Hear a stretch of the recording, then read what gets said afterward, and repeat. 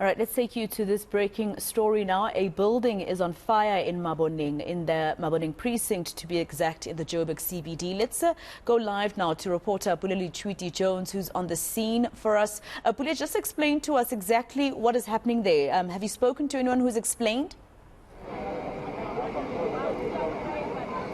Definitely what we just found here, Masego, is a building that's currently on fire. And you can see just on top is a drone. They're just trying to get a sense of what could have caused this fire here.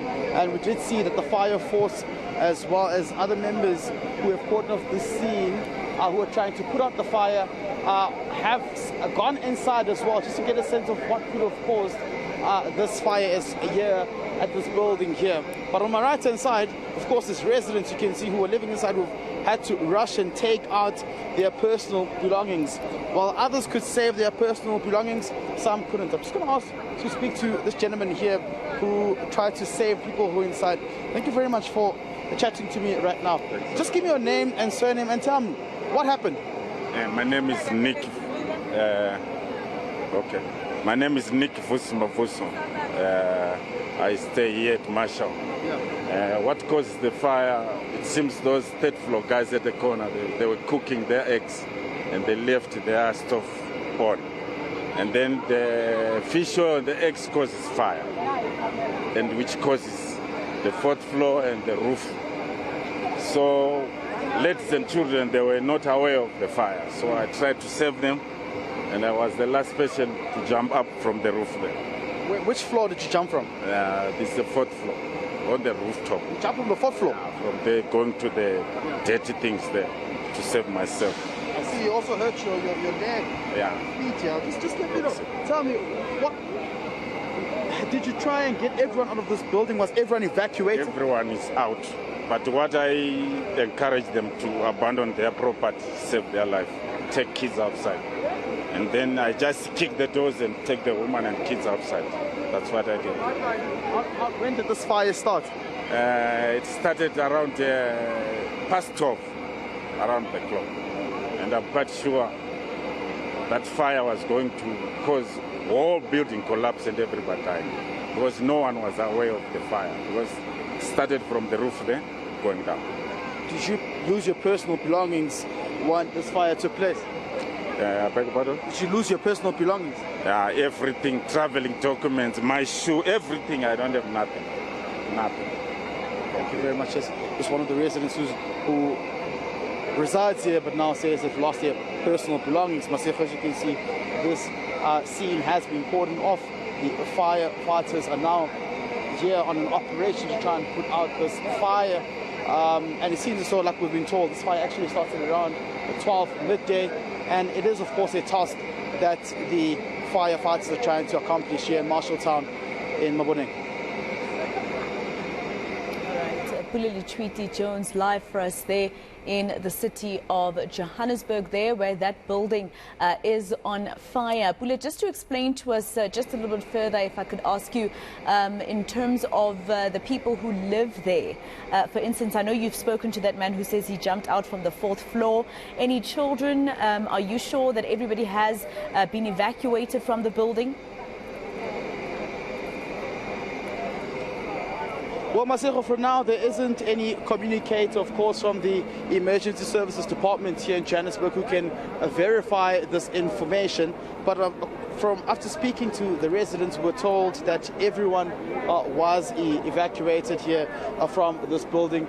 This man as well confirming that they tried by all means to try to send out a message to have all the young ones evacuated as well.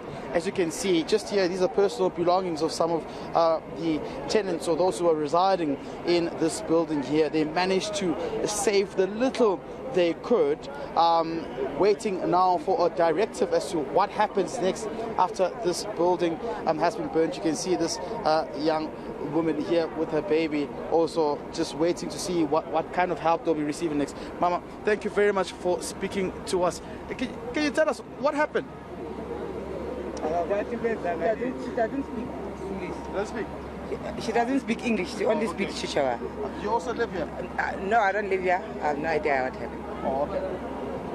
All right, thank you very much. Well, Masego, as you can see on screen, those are just those who can chat to us, and others really can't chat to us. So traumatized by this tragic incident that took place here just a few hours ago. Pule, just lastly, in terms of what's happening there, it obviously then brings into sharp focus, the story around abandoned buildings in the city of Johannesburg. And I don't know if that building is one of them. Is it even safe for people to live in, etc.?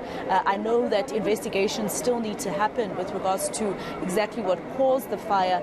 But talk to me about the fact that, here on Channel we've covered a lot about the state of the Johannesburg CBD. Some abandoned buildings and how people are basically living in squalor. Yeah, definitely, Masejo. This is one story we've been covering around the, public buildings in the city of Johannesburg and, of course, its infrastructure. You get a sense that this building, of course, is dilapidated. Look at the cracked, broken windows as well. It seems as though the building hasn't been repaired in quite some time. And on the other end of the building, the staircases as well look as though they haven't been maintained for quite some time. And I've also picked up that when you're speaking to some of the residents here, some of them are actually foreign nationals as well who have used the building to try live in it as well for accommodation. So this is one of many examples that shows what happens when buildings haven't been repaired for quite some time or maintained as well. We've seen numerous operations by the MMC for safety in Johannesburg in which they try to get those who've hijacked buildings out of those buildings. But of course, it only ends there. They've never followed up in terms of what happens with these buildings. And this is what we're currently seeing here as well. Residents living in this building. And this man earlier telling us that they believe it could have been as a result of someone who was cooking and did not pay attention. And if essentially the fire caught on, and this building was subsequently on fire as well. All right. Pule Letshwiti-Jones with that story at the Maboneng precinct that is in the Johannesburg CBD. A building on fire. If you've just joined us, those are the visuals that we're showing you live on air right now. Emergency services, firefighters have been able to, it seems, take all the occupants out of the building.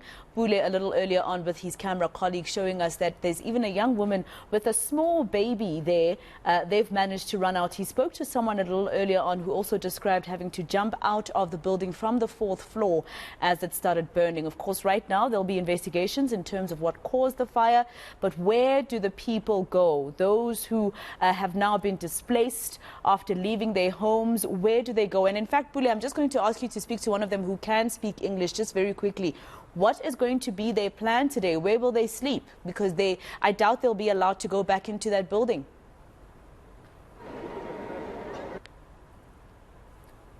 All right, it looks like we are unable to stick with Pule there in terms of the picture that we were showing you. It went to black, but of course, as soon as Pule Letshwiti-Jones is able to give us more of an update on the story. All right, I'm finding out from one of the technical directors in my ear that, Pule, you are back. Are you able to ask any of them where they'll go for safety today, especially those who have small children?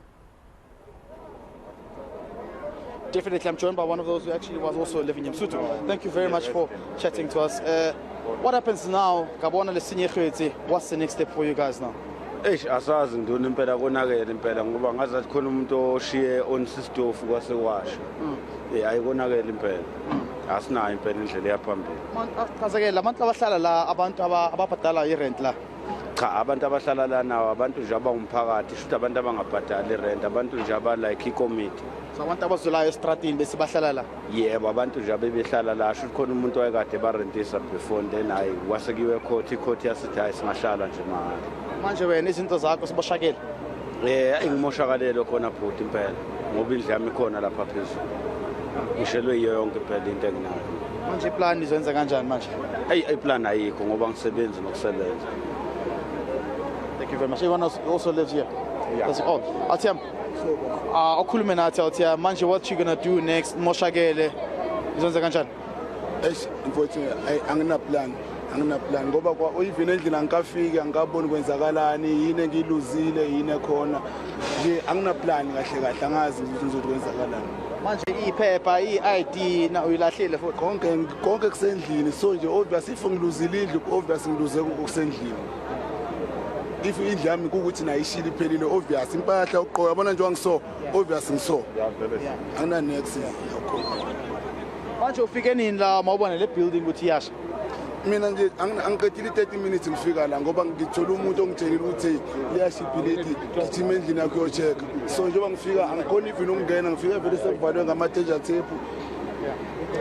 Thank you very much. Well, Masigo, the gist of it all is that the people residing here in this building do not pay rent. So these are those who would collect, steal for cash for or get cash for scrap and other, sort of tools just to try and get money as well. Also, the homeless people also, we're told, are residing in this building as well. So it would speak to the question you asked me earlier on regarding whether these are some of those buildings that have been hijacked and not looked after as well, because we get a sense that really there isn't anyone who is paying for rent here in this building.